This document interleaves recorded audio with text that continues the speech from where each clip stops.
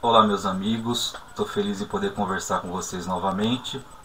Eu vou responder algumas perguntas para o blog Ecolua, e a nossa Suprema Sacerdotisa Lua Serena já foi responder algumas perguntas, agora é a minha vez. Eles estão perguntando como é a minha trajetória no paganismo, como foi a minha trajetória no paganismo. Eu conheci o paganismo sem saber o que era paganismo. Eu, desde criança, eu sempre gostei muito de qualquer tipo de filme, histórias que tivessem magos, bruxas, castelos, cavaleiros, dragões. E eu não gostava das brincadeiras que os outros meninos gostavam. Eu achava aquilo tudo muito banal, muito sem graça. E eu sempre imaginava que tinha alguma coisa a mais, que o mundo era mais fantástico, que tinha mais sabedoria do que eles realmente diziam. Eu gostava muito de arqueologia, de história, eu gostava de imaginar mundos extraordinários, eu gostava muito de fugir do comum. Então é como se eu vivesse no mundo, mas houvesse uma realidade à parte, caminhando junto comigo. Quando eu era pequeno, hoje em dia a gente tem DVDs, né? Tem fita VHS, quando começou desenhos. A gente assistir desenho era difícil, eram poucos desenhos que vinham e as TVs eram em preto e branco. E a maioria dos desenhos era da Hanna-Barbera e tinha uns desenhos que hoje até a gente encontra naquele site Mofolândia, que é muito legal. O que eu gostava muito de ler quando eu era pequeno? Quando eu era pequeno a gente não tinha muita opção de leitura, né? Livro era muito caro, livro infantil então nem se fala. Eu comecei então a ler aquilo que pertencia para o meu mundo. Eu não sei quem lembra, mas tinha essa revistinha aqui que era da Luísa, a Boa Bruxinha. Lembra o que eu falei da fada e da bruxa? Você tinha que colocar que ela era boa bruxinha, senão ela não poderia tá nas bancas de jornal. E ela aparecia muito junto com um Gasparzinho. Essa revistinha, para vocês terem uma ideia, vamos ver aqui de que ano que essa revistinha é. Essa revistinha é de julho de 1976. Nos Estados Unidos, se eu não me engano, essa bruxinha ela se chama Wendy. Então começou aqui. Aqui já começou a história da bruxa, da fada, do fantasminha, do sobrenatural. É uma coisa que eu tenho 46 anos e eu guardo desde 1976, é da minha infância. Naquela época, tudo era muito difícil, informação. A minha família ela era de católicos umbandistas quando a gente era pequeno, 7, 8 anos de idade. Quando nós nos tornamos adolescentes, minha família foi para a igreja evangélica. E a mudança foi radical, né? Tudo aquilo que você acreditava, você foi obrigado a deixar de acreditar. Aconteceu um grande conflito, por quê? Só eles estão certos, né? Nós sabemos. E eu entrei, eu participei, eu fui estudar teologia, fui dirigir igreja, fui participar. Então eu tive uma mudança radical na minha vida. Hoje, às vezes, como eu digo para as pessoas que eu já fui pastor evangélico, as pessoas arregalam o olho e falam: ah, que incrível, né? Mas foi verdade. Mas eu sempre tive aquele chamado pelo místico. Esse chamado pelo místico, ele vem dentro de você. Então, quando eu era pequeno e nós íamos para uma casa que a minha avó tinha na praia, que era um lugar afastado, hoje lá na cidade, eu pegava um galho, uma varinha, e eu ficava desenhando no ar com a varinha, riscava na areia. E meu pai falava: esse moleque é louco. Todo mundo brincando de bola, empinando pipa, ele com um pedacinho de pau. E eu passava as minhas férias inteiras brincando com aquela vareta. Quando eu fiquei mais velho, um pouco mais velho, 10, 11 anos, eu já não queria mais o galho, eu queria já mais um cajado. Então eu troquei a varinha pelo cajado. Eu pegava um galho maior, era meu cajado, eu conversava com ele, mentalmente ele me respondia na fantasia, era um amigo imaginário, porque às vezes a gente sabe que o amigo imaginário não é tão imaginário assim. Mas eu tinha esse chamado pelo místico, e isso era muito forte em mim. Mesmo eu estando dentro da igreja evangélica, estudando teologia, eu questionava muito aquela versão que era colocada como correta, como certa. eu aprendi a ver as coisas de outra maneira, pesquisando, olhando, questionando muito. Então, enquanto as pessoas viam Jesus Cristo como Salvador do mundo, como profeta, eu o via como um mago, eu via coisas mais profundas dentro da Bíblia. E eu queria buscar essas respostas para essa ansiedade. Então, eu sempre tive esse questionamento. Então, houve assim um momento em que eu abandonei a religião evangélica, porque ela já não me dava as respostas que eu queria, e era muito fácil o que eu falo, mas não faço o que eu faço, como a gente vê hoje. Isso virou uma indústria de ganhar dinheiro, está explícito, né, no que se tornou. Não vou generalizar, porque toda exceção, né, toda regra tem sua exceção. Mas vamos voltar um pouquinho mais. Eu quis comentar isso para vocês entenderem um pouquinho como eu fiz os caminhos, né? Quando eu era garoto também eu queria entrar para o seminário, eu queria ser padre, aí meu avô não deixou. Mas como meu avô era o detentor do poder, eu não podia ir. Mas tudo bem, o universo sabe como ele trabalha. Eu comecei a me interessar por estudos de ocultismo em 1986. Então nessa época não tinha internet, não tinha Google, não tinha Wikipédia. E na verdade assim, a internet ela começou, um pouquinho de história. A internet começou em 1988. Em setembro de 1988, houve uma primeira comunicação de internet no Brasil, que foi feita entre meios acadêmicos, né? Foi o Laboratório Nacional de Computação e Ciências do Rio de Janeiro. Ele se conectou pela primeira vez com a BitNet nos Estados Unidos, na cidade de Maryland. Então essa foi a primeira conexão. A partir de então a internet começou a existir no Brasil, mas quem tinha era o governo, alguma faculdade. Quando isso foi para a população, né, para a gente chegar aí, né, no FIBI, que a gente gosta tanto, o grande boom da internet ele veio a partir de 1996. Então ainda havia aquela guerra dos servidores, mas o grande boom foi a partir de 1996. Então hoje é muito fácil, você chega lá no Google, digita, você vai na Wikipédia, consulta, você vai no blog, você vai no site e você tem várias informações muito rápido. Antigamente isso não acontecia, você ficava isolado e a bruxaria era uma coisa do diabo, do demônio. E o que você procurasse a respeito de bruxaria era dentro desse estigma. Então eu vou citar mais alguns exemplos aqui para vocês, né?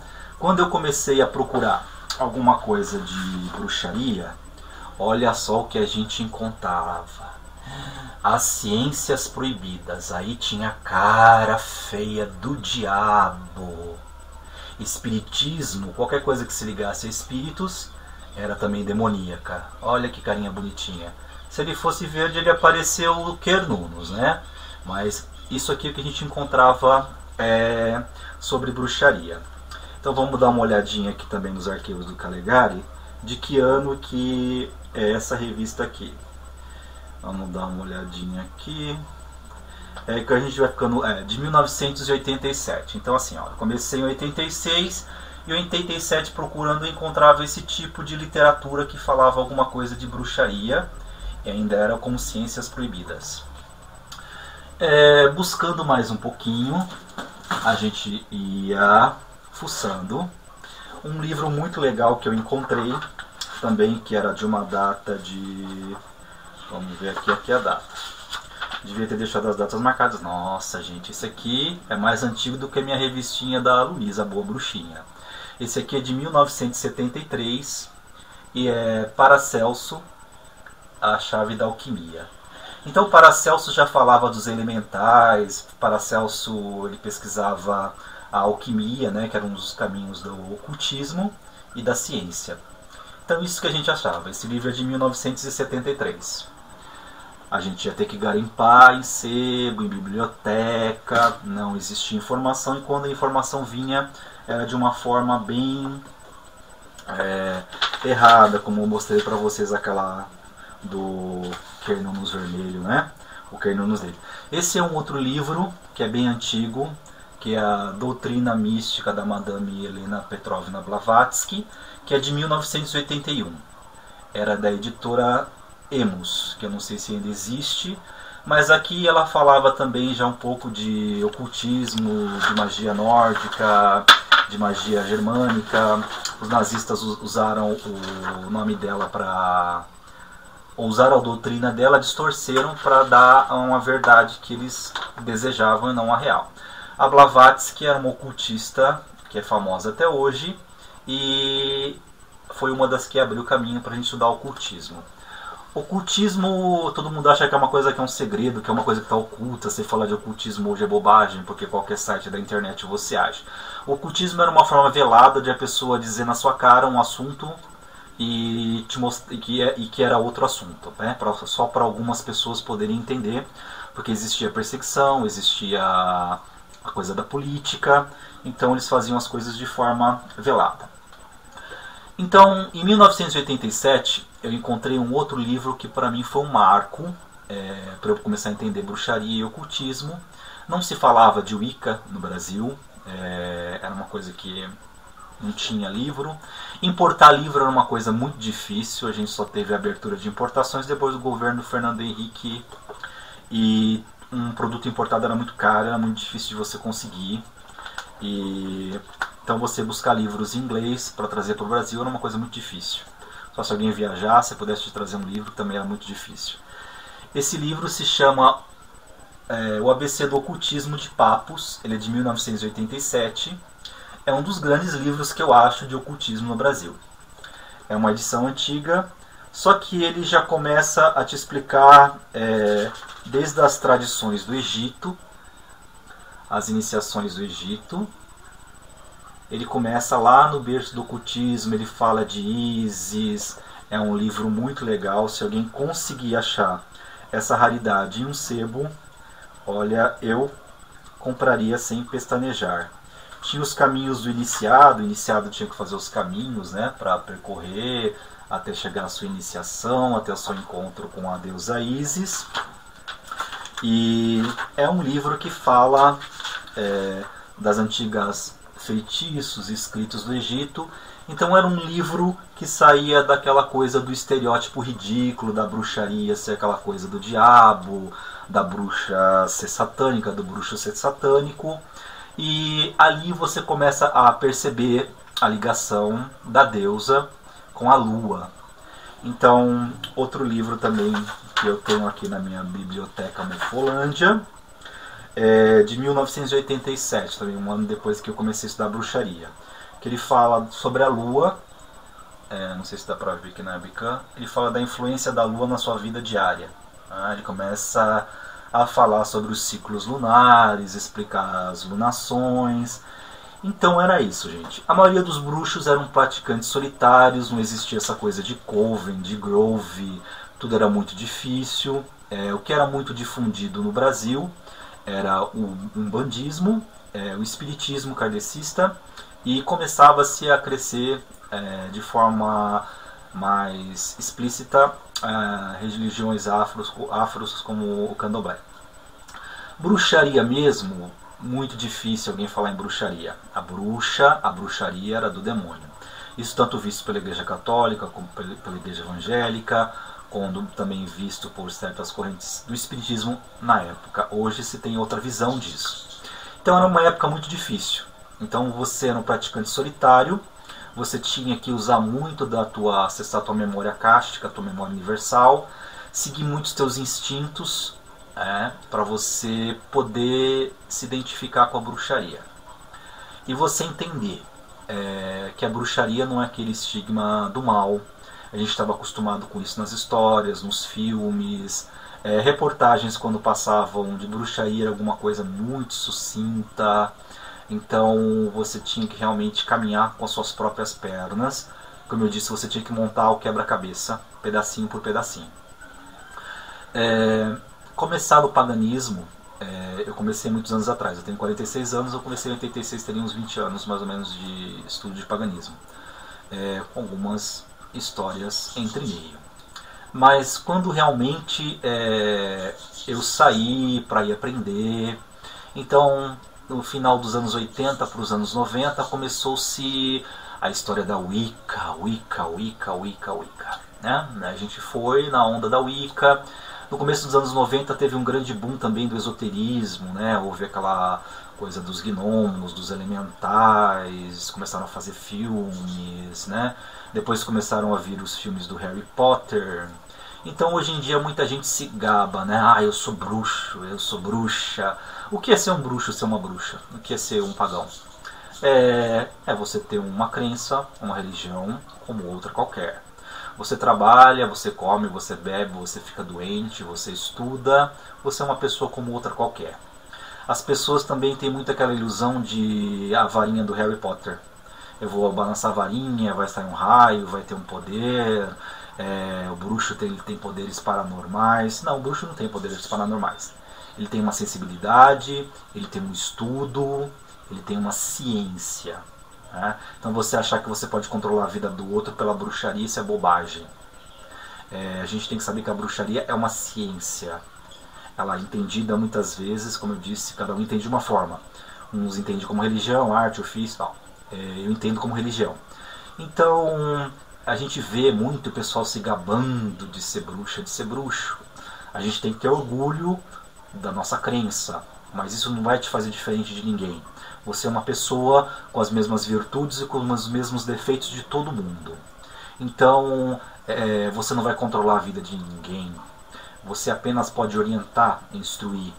E a maioria dos ritos de bruxaria são para comemorações, celebrações, né? Que são os sabás e os esbás. Então vamos deixar um pouco, como eu digo, vamos aprender a separar a fantasia da realidade. Então o bruxo é uma pessoa como outra qualquer. Estamos sujeitos às mesmas coisas, né? Aos mesmos defeitos, às mesmas virtudes, às mesmas paixões que todo mundo. Então somos seres humanos. Buscamos o sacerdócio com a terra, com a Deus e com Deus, com equilíbrio, mas ninguém é o poderoso Voldemort, né? Ninguém é o Harry Potter. A gente acha bonito, é um filme, uma história legal que divertiu a gente por mais de 10 anos, porém nós sabemos que aquilo é fantasia e carrega muito dos estereótipos da bruxaria. Ele me perguntou sobre o que eu senti, né? Quando eu conheci o paganismo. Eu sentia que a minha alma era muito mística. Eu não podia ver uma pirâmide, eu não podia ver um desenho do Egito, eu não podia ouvir falar de história antiga, que encontraram uma cidade perdida, que encontraram uma estatueta. Era muito ligado a saber o que se passou no mundo antigo, a saber a história da humanidade, que é a nossa própria história. Eu fiz a minha dedicação para a deusa Ísis, porque como bruxo solitário, cada um ficava no seu cantinho, então você chegava e fazia uma dedicação a uma deusa que te fosse mais familiar. Existiam Dianas, nós sabemos que todas as deusas são uma só, mas eu fiz a minha dedicação para a deusa Ísis, a deusa da minha dedicação. E ali eu comecei como bruxo solitário, sempre praticando, sempre estudando, sempre buscando. Quando se houve a internet, eu comecei a entrar em redes sociais, a ver que existiam outros bruxos, ou pessoas interessadas na bruxaria. Aí fui participar de rituais abertos, conheci outros bruxos e vi que a bruxaria não precisava ser solitária, que existiam outras pessoas que eu poderia falar da minha crença, da minha fé, que eu poderia trocar ideias, que eu poderia trocar ritos. Então isso para mim foi muito importante descobrir. Mas o paganismo é como se fosse uma fome imensa que tivesse dentro do meu peito, é como se eu tivesse vontade de devorar as estrelas do céu e não saber porquê. Era um chamado, era uma coisa muito forte.